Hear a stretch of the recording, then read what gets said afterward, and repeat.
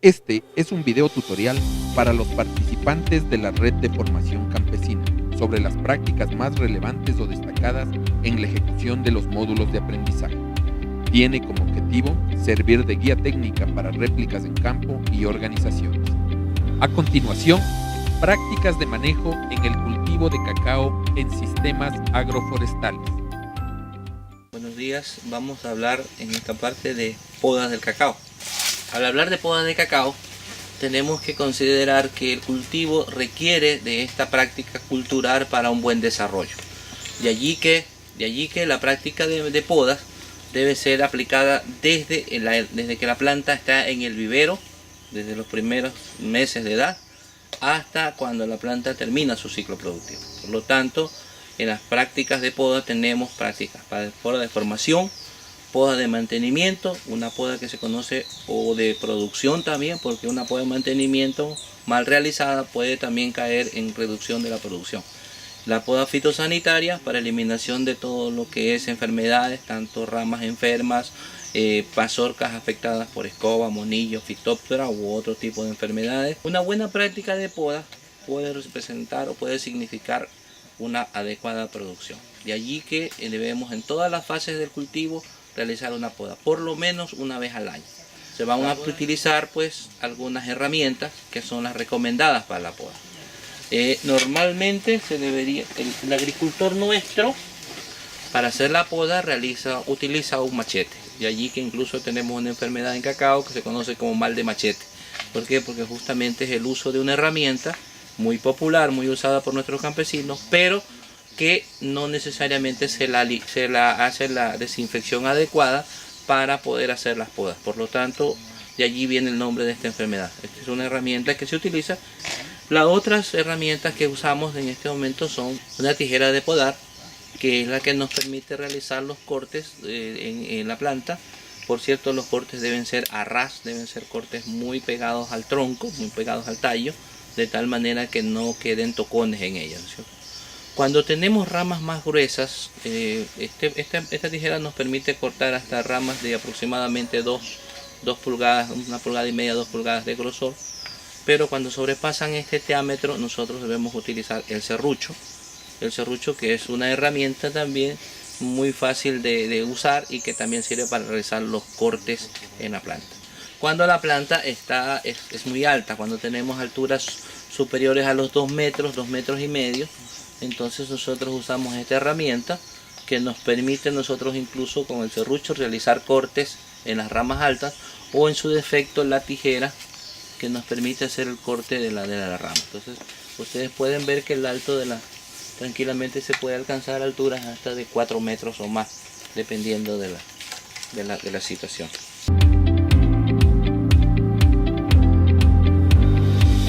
Planta joven que tiene aproximadamente tal vez unos 2 meses de haber sido sembrada.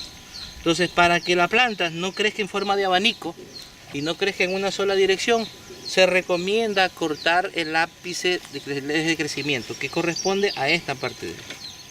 Solamente cortar esta parte de aquí, y eso hace que la planta frene su crecimiento aquí y este brote que está acá comienza a crecer, de tal manera que la planta se equilibre adecuadamente. Esta es la primera fase que mucha gente debería hacerla incluso a nivel de vivero. ¿Sí? En esta planta debió haberse hecho la poda de despunte primeramente. Entonces, en una poda de formación, lo primero que vamos a hacer es despuntar la planta. Despuntamos la planta con el ánimo de reducir el crecimiento apical de la planta, ¿no es cierto? Luego vamos a entresacar, igual como en el caso de la planta anterior, solo entresacamos la planta.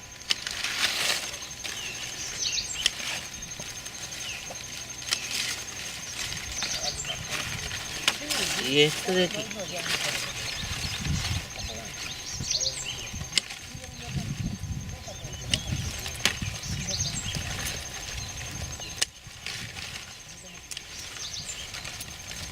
Entonces, con esto, si ustedes pueden ver, y aquí yo puedo incluso cortar esta planta aquí. La idea era un poco reducir el crecimiento. Entonces ustedes pueden ver ya que la planta va luego a ir formando el cono que necesitamos. Pero ya cortamos aquí y estas ramas de aquí y estas ramas de aquí son las que van a crecer hacia este lado. ¿Sí? Entonces ahí ya está terminada la poda de este árbol. Igual, el mismo principio, la idea es un poco despuntar.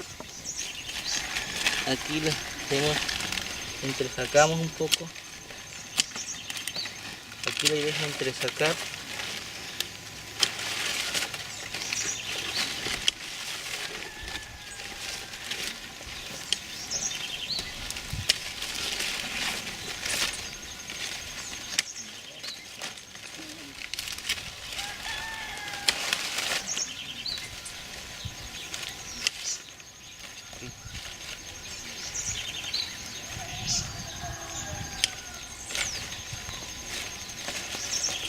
Y podemos cortar esta que está aquí abajo.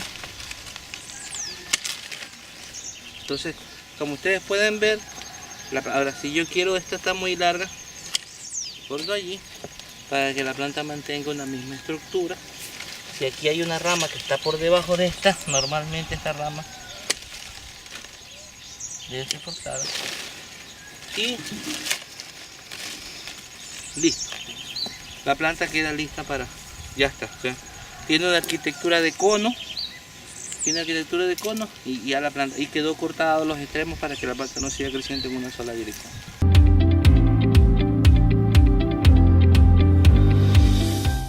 Los cortes en el cacao, como les decía, deben ser de tipo a ras. Entonces, cuando vamos a hacer la poda, tenemos que arrancar primero cortando ramas delgadas. Las ramas que primero se deben cortar en la poda son ramas delgadas, no ramas gruesas. Las ramas delgadas son las que más consumen o extraen alimento de la planta. De allí que la recomendación que ustedes deben tener bien en cuenta es que se debe realizar corte de ramas delgadas. Segunda cosa, el corte de las plantas debe ser por medio de entresaque. O sea, no podemos cortar ramas en continuo, sino que debemos cortar entresacando. De tal manera que la planta simplemente, sin quedar desnuda, vaya quedando cortada. Entonces, cuando la planta está hacia muy alta, se le puede cortar el tejido, la parte lápiz en crecimiento, para hacer que esta detenga ese crecimiento y fortalezca el resto de ramas. Entonces,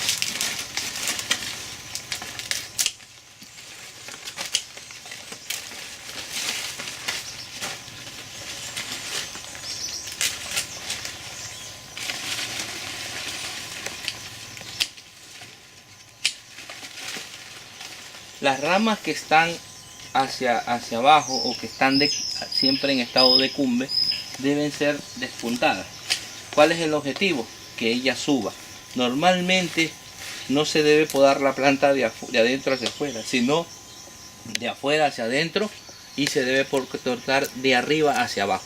De esa manera vamos haciendo que las ramas vayan poniéndose rectas y vaya permitiendo que la planta vaya adquiriendo una arquitectura de forma de cono, que es lo que necesitamos en una plantación adecuada. Entonces, esta rama, por ejemplo, está de forma ya hacia abajo, entonces la cortamos, el objetivo, y despuntamos esta otra de tal manera que, como ustedes pueden ver, la planta va adquiriendo ya una arquitectura en forma de cono.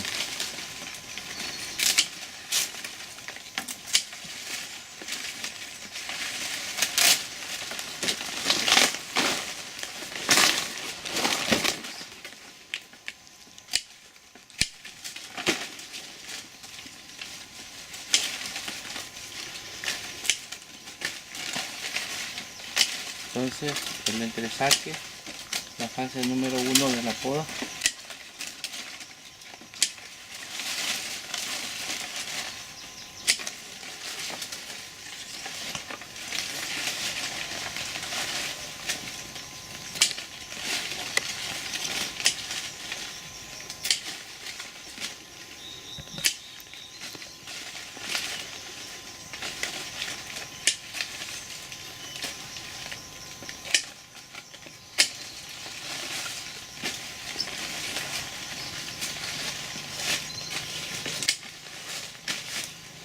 Entonces, como ustedes pueden viendo, la planta va quedando, esta rama va hacia abajo, la cortamos, esta rama está inclinada,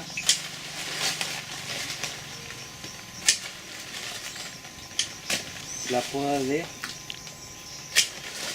si ven como la rama sube, automáticamente si le cortamos un poco más, sube un poco más. De esa manera vamos a hacer que la planta crezca. Entonces aquí tenemos una rama que está hacia afuera, entonces nosotros la podemos cortar esta. Entonces ahora sí, si ustedes observan, la planta tiene una arquitectura cónica, ¿sí? Y lo único que vamos a hacer aquí es despuntarla para que más o menos toda la planta quede a la misma altura. La poda de mantenimiento debe ser realizada cuando la planta no tenga frutos o cuando sus frutos estén ya adultos, la mayoría. Porque si lo hacemos cuando los frutos están muy pequeñitos, la planta los frutos los elimina por el exceso por los cortes que se hacen. Entonces lo ideal es hacerla cuando la planta esté en este estado, que tiene pocos frutos o casi nada de frutos, y se debe considerar también la época del año y en algunos casos las fases lunares. La mejor época de hacer la poda en fases lunares es considerando la época de menguante, que es la época en la que la planta, si se hace en época de luna tierna o de creciente, no es que la planta se muere, lo que ocurre es que la planta brota mucho, entonces por lo tanto la recomendación es no hacerla en ese momento. El proceso de desinfección de las heridas, inicialmente cuando hacemos los cortes, las herramientas a usar deben ser desinfectadas, sea con alcohol o con formaldehído o incluso con limón. Si tienen ustedes en la huerta o en la finca limón, se puede. Pero una vez que se han realizado los cortes, una recomendación que ustedes no deben dejar de hacer es la desinfección. Para hacer la desinfección de las heridas, o sea, la protección de las heridas, se utiliza cal en una proporción de 1 libra de cal. Ustedes deben aplicar 30 gramos o aproximadamente 1,5 cucharadas de cobre, cualquier cobre nordo, cuprosan, el que ustedes consideren, y se hace una mezcla que quede homogénea, donde ustedes pueden usar una brocha, y con esta brocha realizar la cicatrización de la herida.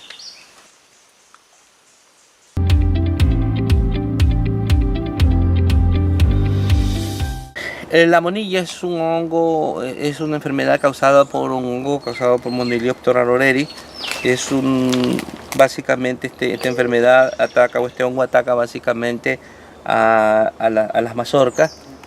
Su afectación puede ser superior al 70-80%, y mientras más joven es el fruto, el daño es mucho mayor, o sea, el 100% de afectación sobre esto. Lo importante de este proceso es que el productor debe entender que no debe tener en su plantación este tipo de fuentes de inóculos. Por ejemplo, ustedes pueden ver aquí una planta donde prácticamente tiene el 100% de los frutos que están afectados con monilla, y algunos de ellos están en su fase de esporulación. Entonces ustedes pueden ver este de aquí, cuando comienza a moverse, miren la cantidad. Son millones de esporas que se liberan cada vez que se mueve por el viento o por condiciones simplemente de que la planta se movió.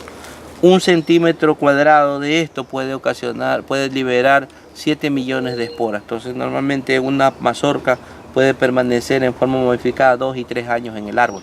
Entonces imagínense lo que eso significa mantener una sola mazorca de estas adheridas a la plantación,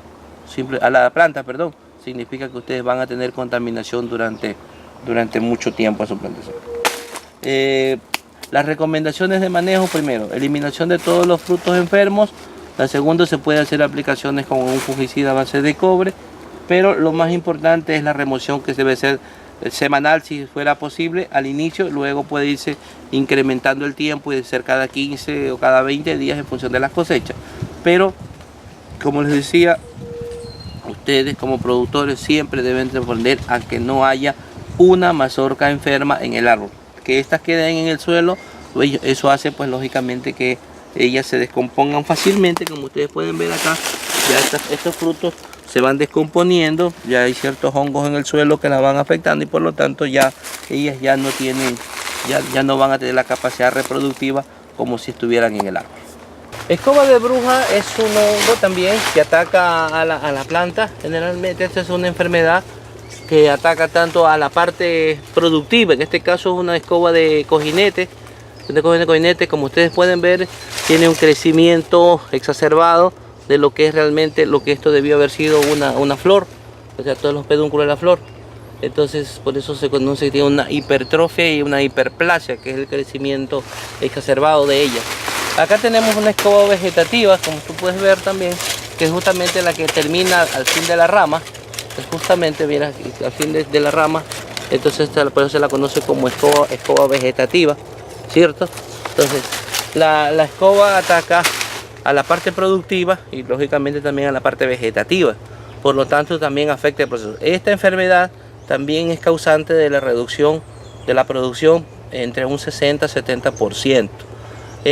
Normalmente el proceso de contaminación se da igual, como en el caso de monilla, muy similar, es por el proceso de la formación de los cuerpos fructíferos y lógicamente el dejar la escoba que se seque en la parte alta de la planta, lógicamente luego cuando vienen las condiciones óptimas de humedad y temperatura, se genera este hongo y lógicamente se van diseminando a nivel de toda la plantación. La forma de control, pues la primera es haciendo una poda fitosanitaria, o sea, eliminación también de todo lo que son escobas y frutos afectados por esta enfermedad. Y también se pueden hacer aplicaciones de fungicidas específicos para el control de la enfermedad. Entonces, normalmente estas dos enfermedades tienen su buen control siempre y cuando nosotros hagamos, por ejemplo, las podas en tiempo óptimo. Si tenemos una época de afectación, por ejemplo, entre febrero y marzo, por ejemplo, la mayor esporulación, nosotros deberíamos estar podando por lo menos entre octubre y noviembre. Eso va a hacer que normalmente la planta emita flores y frutos en una época seca y por ende también los frutos van a tener entre 2 a 3 meses de edad cuando viene el ataque mayoritario de la enfermedad y por lo tanto los frutos van a tener mayor capacidad para tolerar o resistir el ataque de esta enfermedad. La de saber si es mal de machete o no es coger la rama y moverla. Si la rama no bota las hojas, significa que es mal de machete. Entonces, y la otra, partimos. No, mira, es cauchosa. Y mientras más cauchosa es la rama, significa que es mal de machete. Esta planta, para que no te sigan contaminando a las otras, la recomendación es sacarla. De todas las plantas que están afectadas con esto, hay que sacarla. ¿Por qué? Porque el problema es que cuando viene con un machete, cuando rosa o cuando la pica, y con el mismo machetito ese que cargas para podar, de pronto le das un machete y tú vas contaminando. Entonces, esto es como tener un animal enfermo en el... Como la monilla dice que las esporas se van. Exactamente. Aquí, en este caso, aquí es por lo que uno corta. Por eso que se llama mal de machete, porque tú lo coges, lo cortas y lo llevas.